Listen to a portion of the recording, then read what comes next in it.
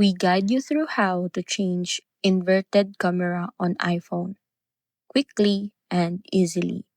So, starting by opening the Settings app, scrolling down and tapping Camera, then selecting Mirror Front Camera, where you can simply toggle the option on or off depending on how you want your selfies to appear.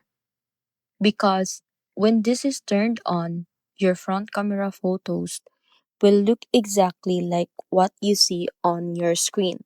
And when it's off, your iPhone will flip the image automatically after taking the photo, which is often the reason selfies look reversed or inverted. After adjusting the settings, you can open the camera app and test the front camera right away to confirm the change. And if your videos looks inverted in the apps like FaceTime, TikTok, or Instagram, make sure to check each app's camera or video settings as some apps apply their own mirroring behavior. And that's it. You've now fixed the inverted camera issue on your iPhone in just a few taps.